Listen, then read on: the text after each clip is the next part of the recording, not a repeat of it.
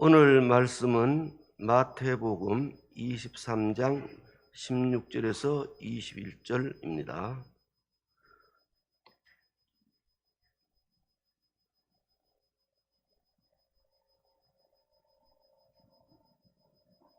한 구절씩 교독하도록 하겠습니다.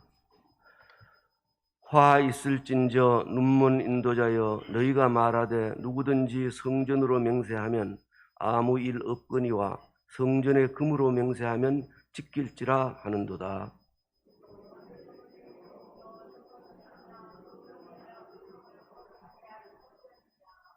너희가 또 이르되 누구든지 제단으로 맹세하면 아무 일 없거니와 그 위에 있는 예물로 맹세하면 지킬지라 하는도다.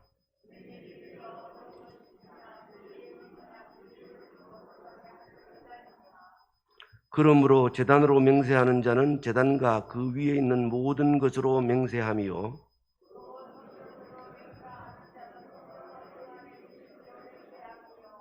또 하늘로 맹세하는 자는 하나님의 보좌와 그 위에 앉으신 이로 맹세함이니라. 아멘. 왜 개혁이 필요한가? 이란 제목으로 담임 목사님께서 하나님 말씀 전해 주시겠습니다.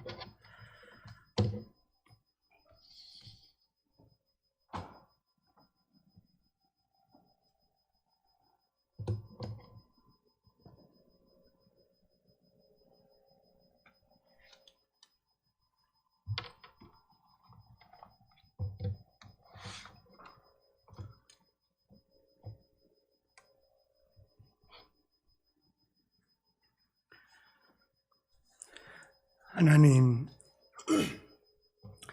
은혜와 사랑을 감사합니다.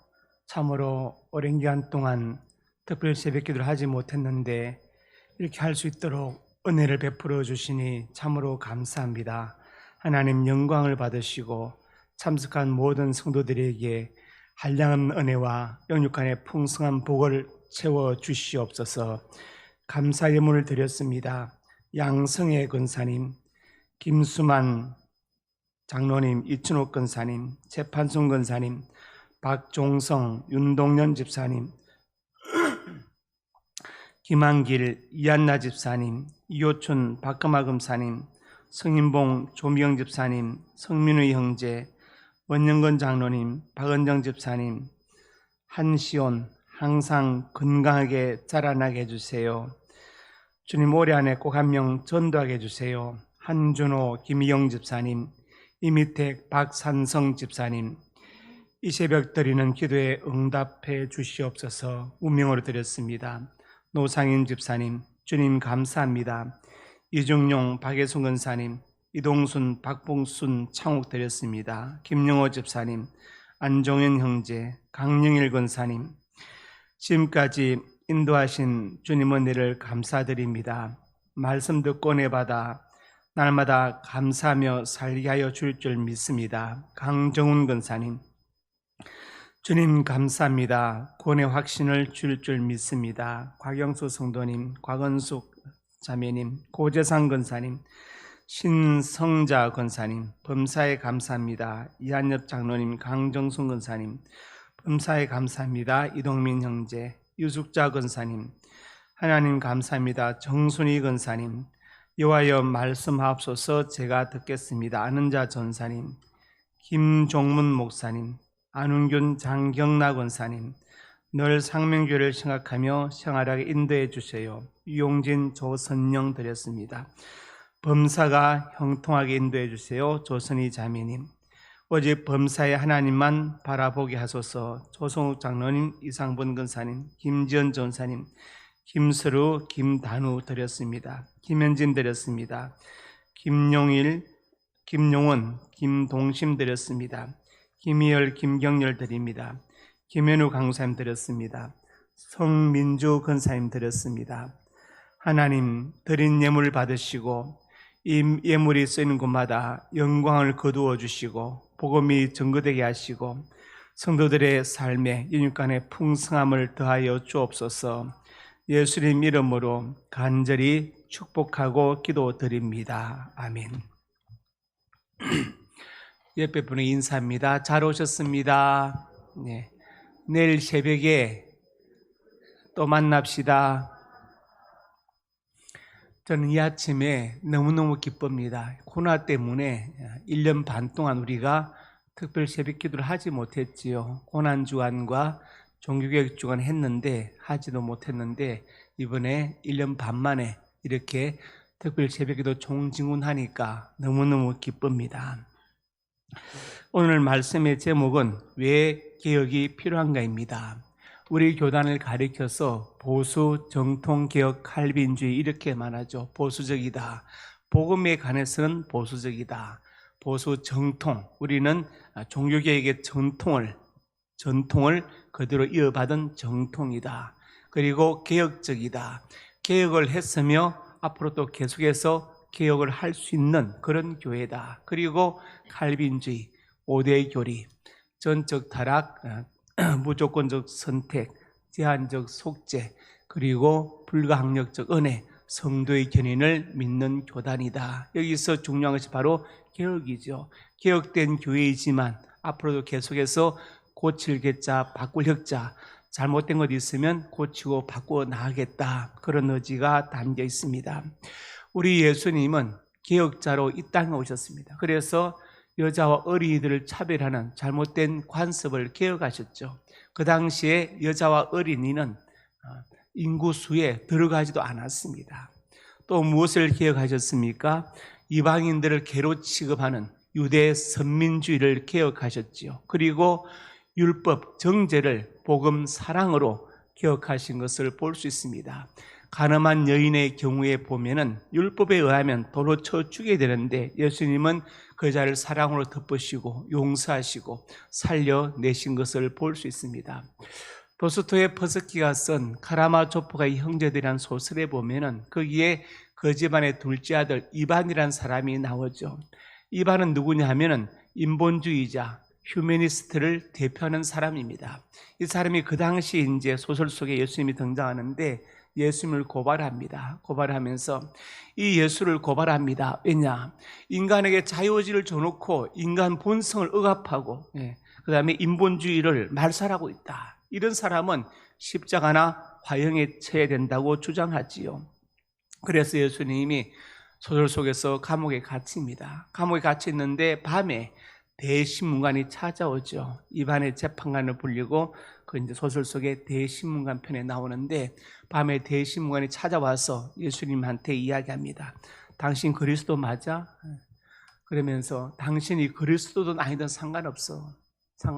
왜냐하면 당신은 말하기를 수고하고 무거운 짐진자들을 다 내기로라. 내가 너를 시기한다고 말했는데 도대체 몇 명이나 시기했어? 그러면서 이 많은 민중들을 봐. 여전히 쇠사슬에 묶여서 강제노동에 지금 시달리고 억압받고 있는데 당신이 무슨 그 역할을 할 수 있겠느냐고 막 예수님을 나무라죠.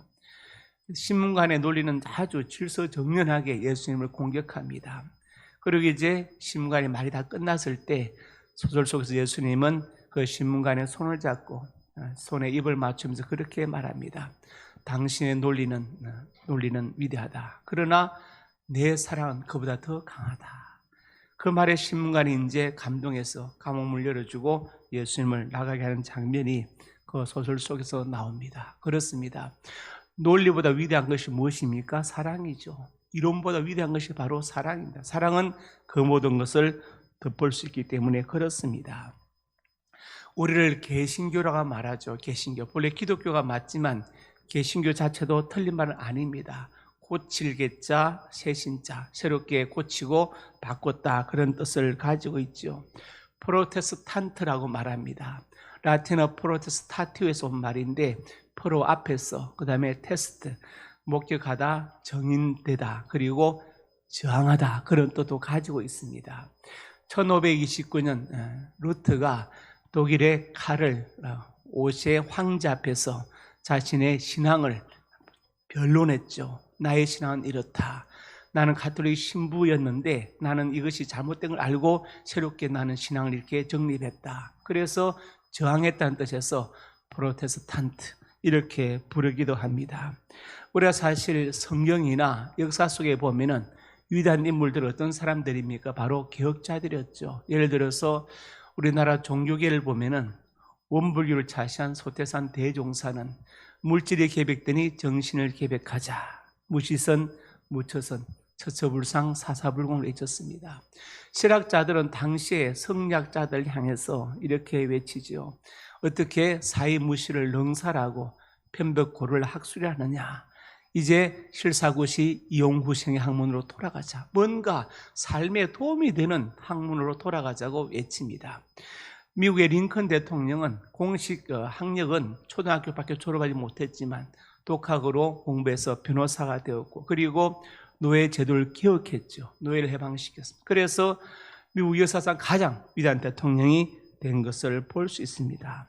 오늘 종교개혁 주간 특별 새벽기도의 첫날인데 오신 여러분들을 환영하고 축복하면서 이 주간에 하나님께서 기도응답에 복을 주시고 유익간에 풍성 은혜 주시기를 주님의 이름으로 축복합니다. 그러면 왜 개혁이 필요한가? 첫째로 같이 읽습니다. 신앙의 세속화 때문이다. 갈수록 신앙이 세속화되고 있습니다. 신학대학에서 예수 믿는 신앙을 가르치는 것이 아니라 의심하게 하는, 예수님의 구원을 의심하게 하는 걸 가르치고 있어요. 제가 전에도 말씀드렸죠. 저기 어느 대학의 교목이 그 안에 교회가 멋지게 지어져 있는데 세종대학입니다. 그 교목이 설교하면서 그랬다는 거예요.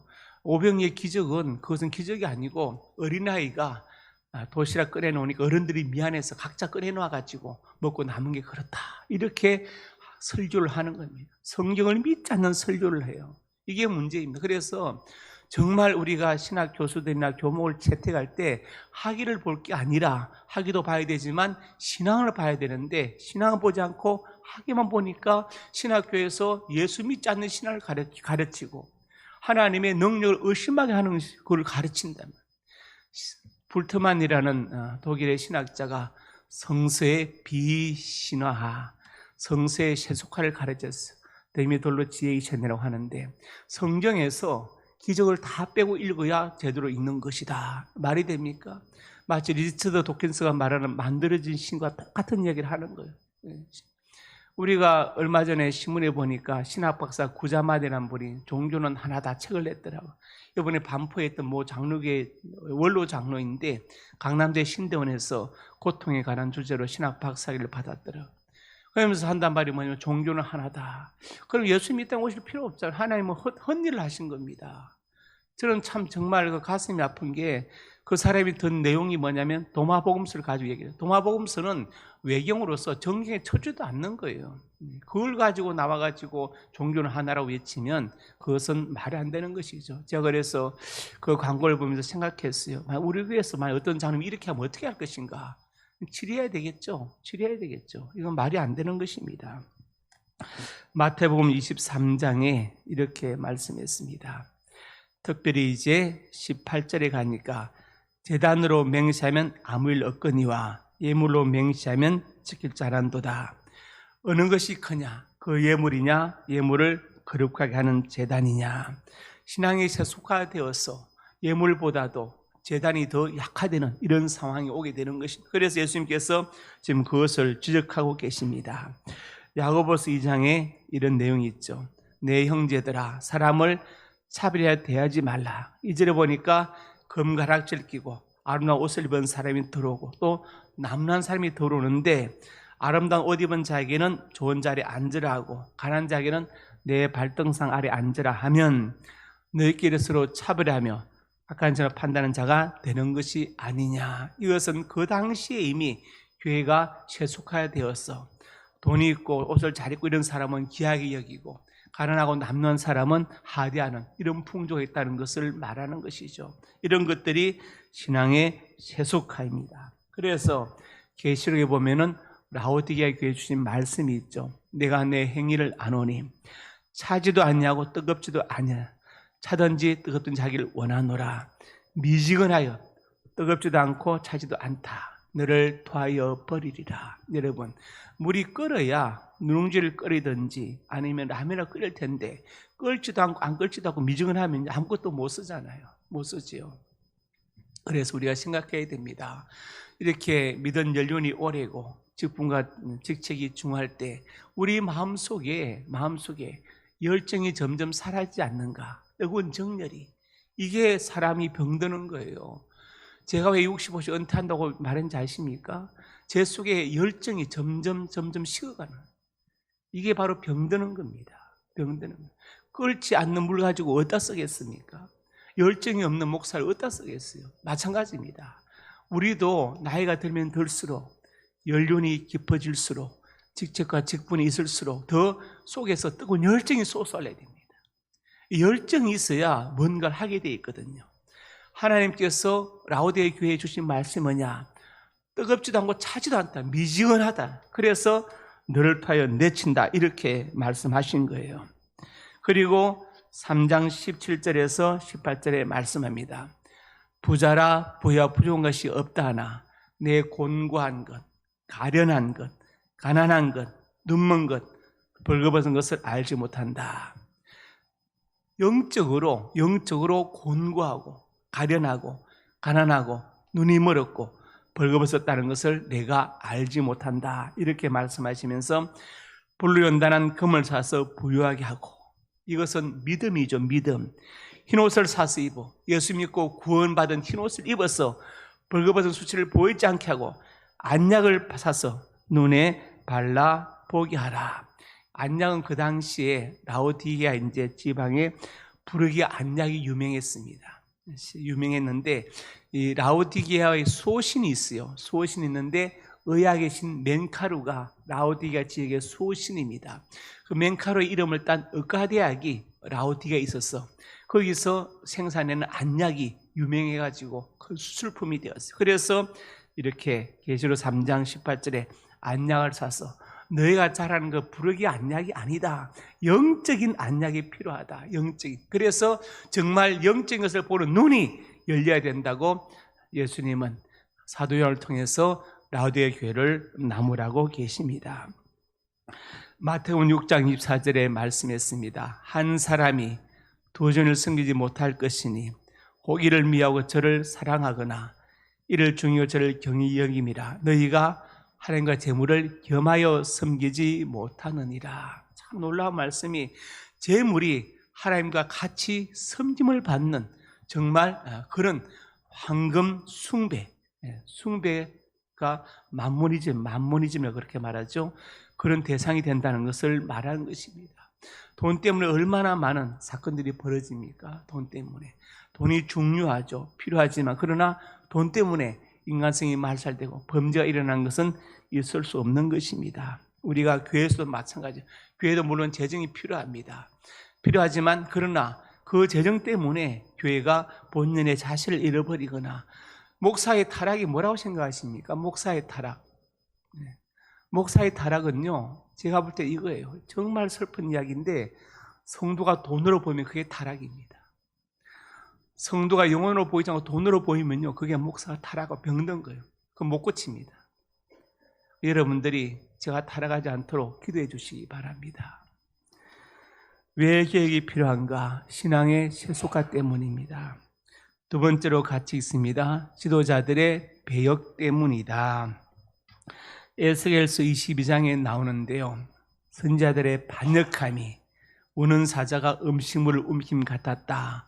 영혼을 삼키고 재산과 보물을 탈취하고 과부를 그 가운데 많게 하고 율법을 범하고 성물을 더럽히고 거룩함 속에 구별지 않고 부정한과 정한 것을 구별하지 않고 눈과 안식일을 보지 아니하였으므로 더럽힘을 받았다. 그러니까 문제가 뭐냐면 평신도들이 아니라 지도자들, 목사들이 문제라고 말씀하고 있습니다. 갈라디아서 5장에 이렇게 말씀했죠. 우리가 성령으로 살며 또한 성령으로 행할지니 헛된 영광을 구하여 서로 노역해 하거나 서로 투기하지 말지니라. 예를 들어서 감리교회 감독회장 되고 큰 교단의 총회장 되는데 얼마 돈이 드느냐? 저는 최근에 들었어요. 최소한 7억에서 8억이 든다는 거예요. 총대들 밥 사주느라고 7억에서 8억이 든다. 감독회장은 더 든다고 그래요. 한 10억 정도 든다고 그럽니다. 그 돈은 어디서 나오겠어요? 성도를 헌금해서. 그런데 물론 영광이죠. 영광스럽고 가문의 영광이고 다 영광입니다. 그런데 그래 돈이 안 들고 할 수는 없을까? 정말 목회나 인격적으로 존경만 받는 분들 그냥 이렇게 초청을 통해서 제비를 통해 되면 되지 않을까요? 저는 그렇게 생각하기도 했습니다. 그래서 이제 그게 안 되니까 그걸 갖다 세상 법정에 서로 고발하고 믿지 않는 판사가 그것을 당신이 총회장이다 아니다 재판하고 이런 그 추태를 우리가 언제까지 보여야 되겠는가 그런 생각을 합니다. 요한복음 13장에 이렇게 말씀했어요. 너희가 나를 선생이라 또는 주의 너희 말이 옳도다 네가 그러하다. 내가 주와 또는 선생이 되어 너희 발을 씻었으니 너희도 서로 발을 씻어주는 것이 옳다. 그러면서 내가 본을 보였다. 16절에 말씀하기를 종이 주인보다 크지 못하고 보냄받은 자 보내서 크지 못하나니 알고 행하면 복이 있으리라 이렇게 말씀했어요. 예수님께서 주와 선생이 되어 직접 내가 내 발을 씻겼다. 그러니까 너희도 먼저 그렇게 섬겨야 된다. 주님은 그것을 말씀하고 계십니다. 여러분, 리더가 되려면 10명을 섬길 수 있으면 10명의 리더가 됩니다. 그렇죠? 100명을 섬길 수 있으면 100명의 리더가 될 수 있는 거예요. 그래서 여러분의 자녀들을 리더로 키우기 원하면 지금부터 섬기는 것을 다른 사람의 니즈, 필요에 민감하게 반응하는 것을 지금부터 가르칠 수 있어야 됩니다. 그래야 그 사람이 리더가 되는 것입니다. 마태복음 20장에 이렇게 말씀했습니다. 열 제자가 듣고 형제들의 분이 여기거늘 이제 야고보와 요한의 어머니가 와가지고 예수님한테 말하죠. 당신이 쉽게 설명하면 이제 로마의 식민지에서 해방시켜서 왕이 되면 우리 두 아들 하나는 총리, 하나는 무슨 뭐에 앉혀주세요 하고 부탁합니다. 그걸 듣고 이제 열 제자가 듣고 나서 화가 났어. 우리 다 같이 지금 다 부모 처자를 다 버리고 지금 예수님 따라다니는데 그거 하나 보고 너희들이 그냥 자의정 우의정 다 하면 우리는 그럼 뭐냐 화가 났어. 예수님께서 이제 10명의 제자들을 불러서 다 이러십니다. 너희는 그렇지 않다. 크고자 너희를 섬기는 자가 되고 어떠함이 되오냐 너희의 종이 되어야 할 것이다. 그러면 28절에 같이 읽습니다. 시작.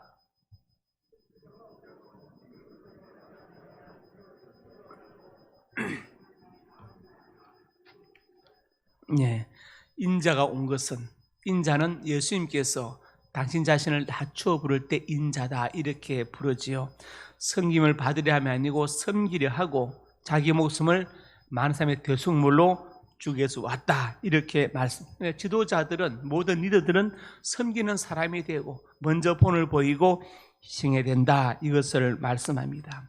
세 번째로 같이 읽습니다. 형식적 신앙의 만년 때문이다. 이사야 1장 11절에 17절에 말씀합니다. 너의 무수한 재물이 내게 무엇이 유익하냐? 순양의 번제 살찐 집는 기름에 배불렀다.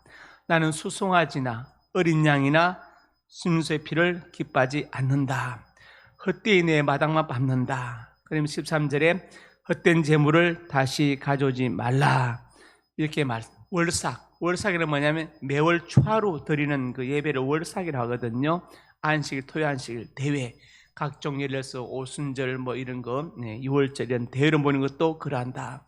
성의와 아울러 악을 행을 내가 견디지 못하겠다.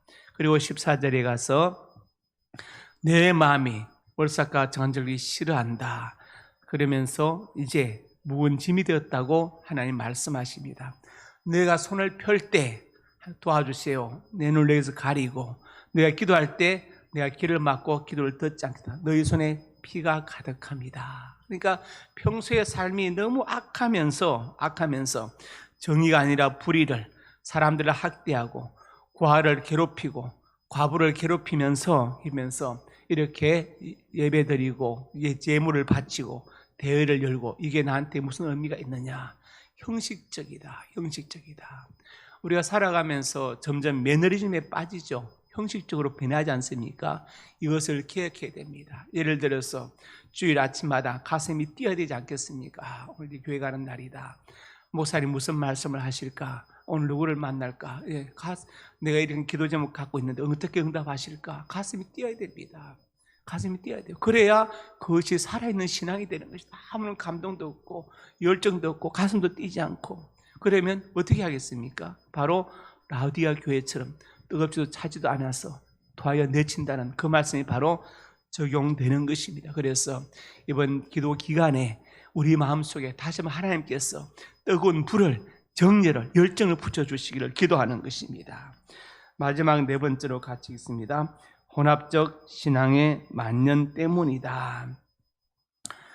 미국의 백화점왕 페니의 자서전을 보면은 아버지에 관한 이야기가 나와요.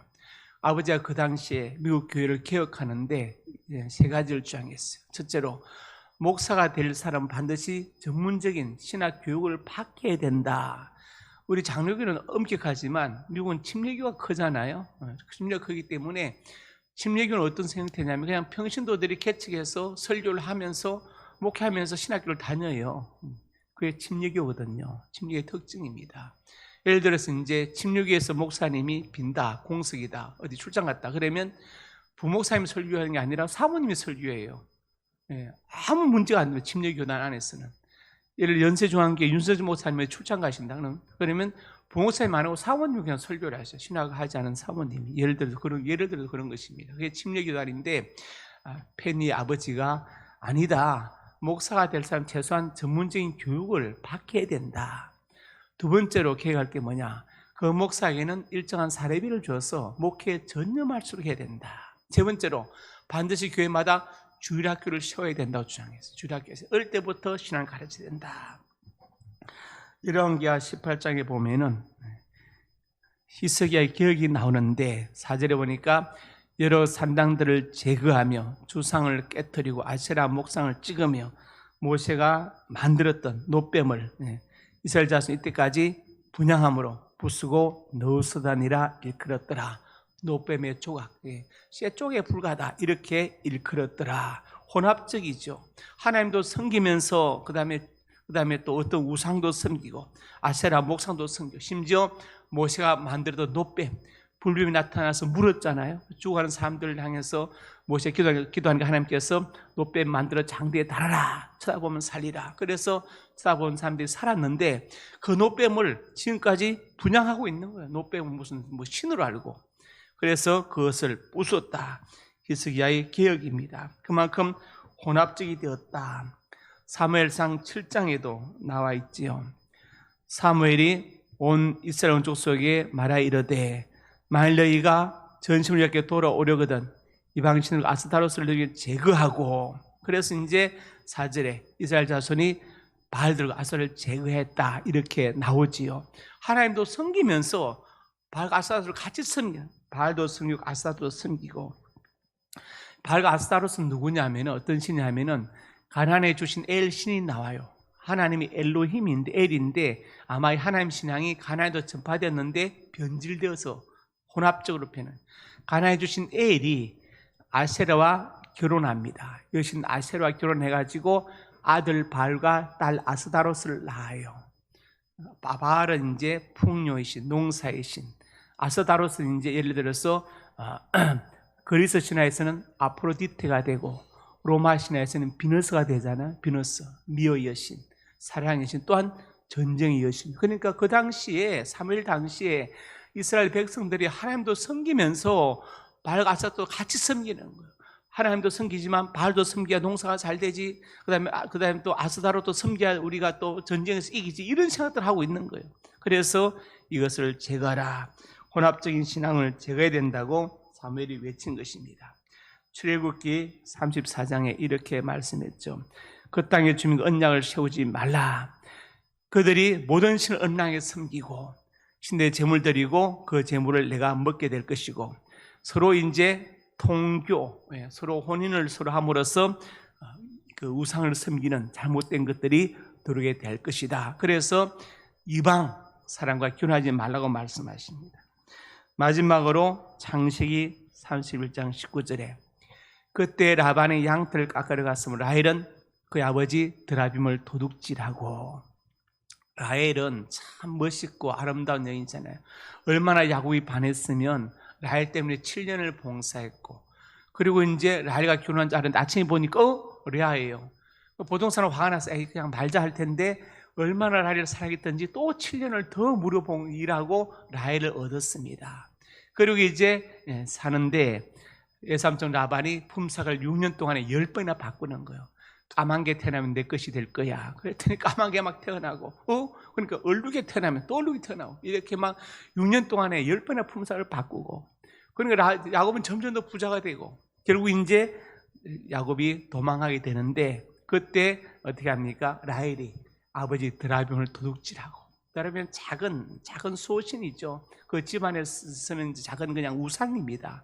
이 갖고 있으면 복을 받는다. 그러니까 그 신앙 좋고 착하고 순수한 라헬까지도 그렇게 혼합적 신앙에 물들어서 아버지 드라빔을 도둑질했는데, 라반이 나중에 보니까 야곱이 도망가도 도망가지만 자기 집안에 소신이 없어져 버려요. 그러니까 쫓아와가지고 막 찾는데 못 찾는 거예요. 그때 라헬이 그 드라빔을 말 한 장에 깔고 앉아가지고 경수가 나서 영접할 수 없습니다. 그러니까 차마 뒤져보지 못하고 그냥 막 포기하지 않습니까? 그 정도로 그 당시에도 혼합적 신앙이 만연되어 있다. 제가 그 얘기를 들었는데 점을 치는 사람들이 그렇게 많다. 점을 치는 사람들, 점술에 의지하는 사람들, 무슨 도사들, 무슨 법사들, 이런 사람 너무 많다 그래요. 나 다음에 자세하게 말씀드리겠지만, 꼬방동네 사람들 먹물들아 들어라 쓴 어떤 그 장로님은 점집을 차려놓고 동양 철학이라고 우기고 사람들에게, 또 어떤 국회의원, 어떤 중직은 선거 때 하면 되면 하루에 20번 이상 전화를 한대. 그 역술일한테 어떻게 되겠냐고. 이게 뭡니까? 다 이게 병든 것이죠. 병든 것이죠. 또 어떤 정치인은 표를 얻겠다고 장로님인데 절에 가가지고 부처상 앞에 방석 깔고 오체 투지를 하고 있고, 이게 하나님이요, 그런 사람 시켜주겠습니까? 안 시켜줍니다. 안 시켜줍니다. 오늘 말씀을 정리합니다. 4가지 말씀드렸죠. 왜 계획이 필요한가? 신앙의 세속화 때문이다. 지도자들의 배역 때문이다. 형식적 신앙의 만연 때문이다. 혼합적 신앙의 만연 때문이다. 이래서 정말 계획이 필요한 시대에 우리가 살고 있습니다. 이 말씀 기억하면서 이 아침에 진정으로 우리가 개혁될 수 있기를 나 자신부터 기도하시기를 바랍니다. 기도하겠습니다. 아버지 하나님, 은혜와 사랑을 감사합니다. 참으로 감사합니다. 그동안 하지 못했는데 이렇게 특세를 하게 되니 참으로 감사합니다. 하나님, 영광을 받아주시고 이 가슴 뛰는 특세를 우리가 정말 감격과 감동으로 맞이하게 하여 주옵소서. 이 기한 동안에 참가한 성도들에게 기도응답의 복을 주시고 유익한의 풍선 은혜와 복을 더하여 주시옵소서. 오지 못했지만 사모하는 성도들에게 또 같은 은혜를 베풀어 주시옵소서. 참으로 계획이 필요한 시대에 살고 있습니다. 우리 자신을 돌아보면서 성찰하게 해주시고 나부터 무엇이 계획이 필요한지를 살피게 하여 주옵소서. 우리 신앙이 세속화 되지 않게 해주시고 아버지는 배역하지 않게 해주시고 형식적으로 흐르거나 혼합적 신앙이 되지 않도록 지켜주시옵소서. 역사하여 주실 것을 믿습니다. 하나님, 영광을 받아 주시옵소서. 제가 축도하고 자유롭게 기도하시기 바랍니다. 나가실 때 꼭 아침에 빵과 음료수 준비했는데 받아가시기 바랍니다. 이제는 우리 주 예수 그리스도의 은혜와 아버지 하나님의 사랑과 성령의 교통하심이 오늘 주신 말씀 아멘으로 받고 지금이 참으로 나 자신부터 계획할 때인 것을 알고 정말 하나님 보시기에 아름다운 교회로 아름다운 신앙으로 개혁하여서 하나님께 영광을 돌리고 많은 사람들에게 존경받기 원하는 하나님의 사람들 머리 위에 이제부터 영원토록 함께 있을지어다. 아멘.